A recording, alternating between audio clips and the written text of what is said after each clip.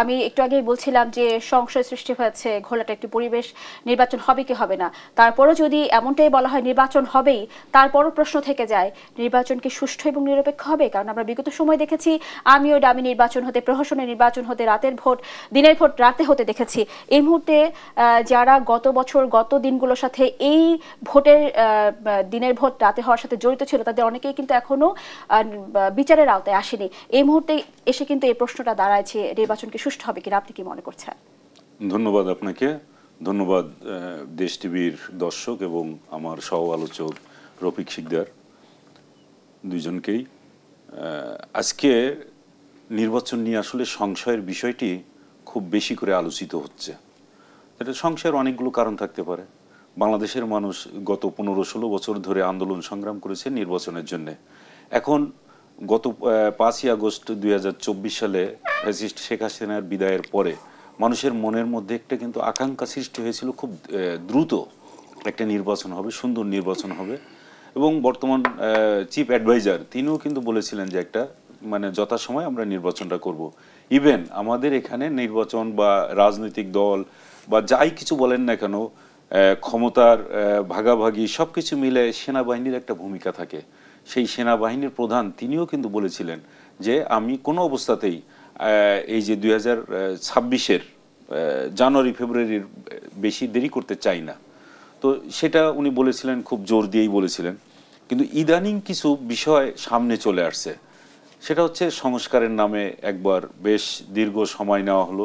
যে সংস্কারগুলো একটা বলা হচ্ছে যে সংস্কারটা কি, আপনি যেটা ভালো মনে করবেন, গতকালকে যে পোশাকটা আপনি পরবেন আজকে সেটা আপনার কাছে ভালো লাগবে না, এটাও কিন্তু একটা ধরনের সংস্কার। আপনি গতকালকে যে ধরনের অর্থনৈতিক পলিসি আপনি নিয়েছেন সেটা আজকের জন্য আপনার ঠিক না, সেটা আন্তর্জাতিক বিশ্বের সঙ্গে মিলবে না। তারপরে গতকালকে যে বিষয়গুলো নিয়ে আপনি আলোচনা করছেন সেটা তো আজকের জন্য ঠিক না এবং ভবিষ্যতেও ঠিক হবে কিনা সেটাও আমরা বলতে পারি না। তো প্রতিনিয়ত কিন্তু আমরা এই সংস্কারের মধ্য দিয়েই আমাদের সারা বিশ্বই চলছে। আপনার মনে থাকার কথা যে বিগত শতকের 80-র দশকে আমরা যারা সংবাদপত্রে ছিলাম তারা কি করতাম, সারাদিন কাজ করতে হতো, সারাদিন রাত 2টা পর্যন্ত। আমার প্রতিনিয়ত মনে থাকে কাজ শেষ করে পত্রিকা বের করে তারপরে 2টায় বাসায় ফিরতে হতো। এখন কি সেইটা সময় আছে?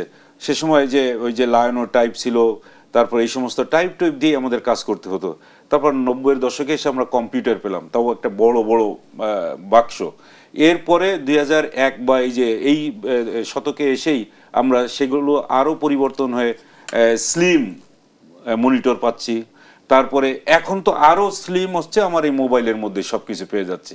তাহলে এটা হচ্ছে প্রতিনিয়ত সংস্কারের মধ্য দিয়ে, শুধুমাত্র কারিগরি না, মানুষের চিন্তা চেতনায় সমস্ত জায়গায় সংস্কার হচ্ছে।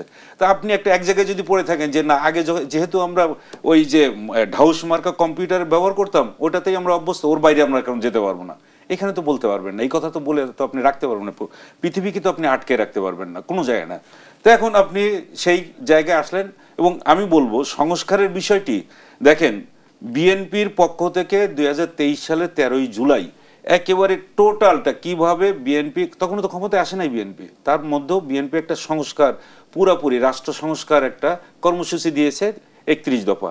সেখানে পরিষ্কার করে বলা হয়েছে যে বিএনপি ক্ষমতায় গেলে পরে এবার কি করবে, তারা প্রধানমন্ত্রী এবং প্রেসিডেন্টের মধ্যকার ক্ষমতার ভারসাম্য রাখবে, একজন প্রধানমন্ত্রী পরপর 2বারের বেশি হতে পারবে না, নির্বাচন কমিশনকে সম্পূর্ণ স্বাধীনভাবে কাজ করতে দেওয়ার সুযোগ দেওয়া হবে, বিচার বিভাগকে একেবারে প্রশাসন থেকে আলাদা করা হবে।